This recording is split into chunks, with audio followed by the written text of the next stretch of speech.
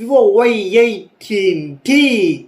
இதில் வந்து என்ன கொடுத்துருக்காங்க கேட்டிங்கன்னா Funtouch OS base 14 base பண்ணி ஆண்ட்ராய்டு 14 ஓஎஸ் பில்ட் பண்ணியிருக்காங்க. இதில் வந்து 6.56 இன்ச்சு கொண்ட HD ப்ளஸ் டிஸ்பிளே கொடுத்துருக்காங்க, LCD டிஸ்பிளே கொடுத்துருக்காங்க, 90 Hz ரெஃப்ரெஷ் ரேட் கொடுக்குறாங்க. இது ஒரு பட்ஜெட் ஃபோன்ன்றதை நீங்கள் மறந்துக்கூடாது. பீக் பிரைட்னஸ் லெவல் 850 வரைக்கும் போகின்ற மாதிரி சொல்லியிருக்காங்க. அது இல்லாமல் இதில் வந்து ப்ராசஸர் என்ன கொடுக்குறாங்க கேட்டிங்கன்னா யூனிசாக் T612 சிப் செட்டாக கொடுத்துருக்காங்க. அது மட்டும் இல்லாமல் இதில் 4GB ரேம் இருக்குது, LPDDR4X ரேம் இருக்குது. அதுக்கப்புறம் வந்து இதில் வந்து மெமரி கார்டு மூலியமாக நீங்கள் ஸ்டோரேஜ் எக்ஸ்பேண்ட் பண்ணிக்கலாம் அப்படின்ற மாதிரி சொல்லியிருக்காங்க.